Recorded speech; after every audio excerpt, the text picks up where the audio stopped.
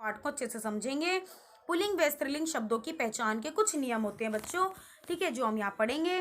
अब पहला है, मनुष्य और बड़े जीवों में लिंग की पहचान आसान होती है। जैसे मनुष्य को हम कि मनुष्य क्या है, स्त्रीलिंग है। अगर मैं किसी लड़के का नाम लूँ मोहन, तो आप बता दोगे मैम ये तो पुरुष है। मैं सीता बोलूँगी, आप कह दोगे स्त्रीलिंग है। तो मनुष्य व बड़े जीवों में लिंग की पहचान करना आसान होता है। जैसे पुल्लिंग पिता, पुत्र, सुनार, लोहार, ऊंट, हंस आदि। स्त्रीलिंग माता, पुत्री, सुनारिन, ऊँटनी, हंस आदि। ठीक है। संस्कृत के पुल्लिंग तथा नपुंसकलिंग शब्द जो हिंदी में प्रयुक्त होते हैं वे प्राय पुल्लिंग तथा संस्कृत के स्त्रीलिंग शब्द जो हिंदी में प्रचलित हैं वे प्राय स्त्रीलिंग ही रहते हैं। इसका कहने का अर्थ है कि बेटा संस्कृत के जितने भी पुल्लिंग शब्द होते हैं, ठीक है, या नपुंसकलिंग शब्द जो होते हैं वे हिंदी में हमारे पुल्लिंग ही प्रयोग किए जाते हैं। ऐसे ही संस्कृत के जो स्त्रीलिंग शब्द हैं वे हमारे हिंदी में भी स्त्रीलिंग ही प्रयोग किए जाते हैं। जैसे कुछ हम संस्कृत के शब्दों को देख लेते हैं यहाँ पे।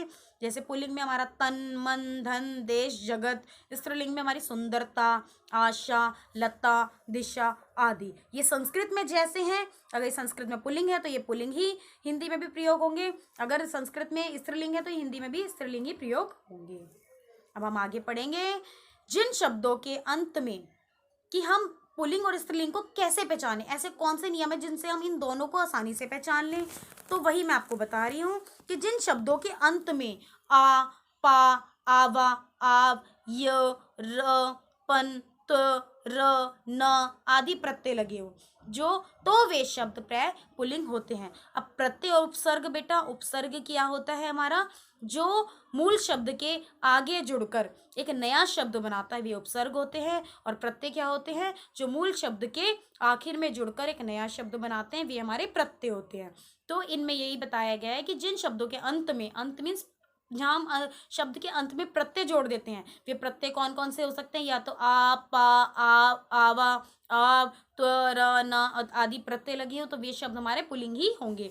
उदाहरण के तौर पे हम यहाँ समझ लेते हैं आ, जैसे घेरा, फेरा, जोड़ा, झगड़ा आदि। आप देख रहे हैं इसमें अगर इसे हम अलग करें तो इसमें कौन सा प्रत्यय निकलेगा, अ। घेर को अगर अलग करेंगे, घेर जमा अ, घेरा। ठीक है। तो ये सारे ही जो शब्द हैं वे हमें बताते हैं सारे ही शब्द हमारे पुल्लिंग हैं। ठीक है। अब दूसरा पढ़ते हैं, पा से कौन कौन से शब्द बन जाएंगे जिसके पीछे प्रत्यय हमारा पा लगा हुआ है, बुढ़ापा, मोटापा आदि।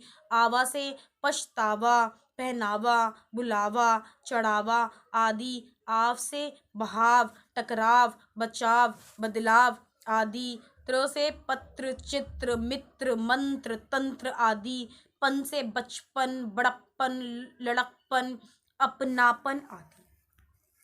ठीक है। इस प्रकार से और भी हमने पढ़े थे प्रत्यय, तो महत्व, सतित्व, नारित्व, अपनत्व आदि। र से प्रचार, नगर, सागर, प्रचार आदि। ना से लिखना, पढ़ना, रोना, दिखाना आदि। अब ये सारे ही शब्द, इनके जो मूल शब्द है उसके पीछे प्रत्यय लगे हुए हैं। ठीक है। तो ये सारे ही शब्द क्या है, हमारे पुल्लिंग शब्द हैं।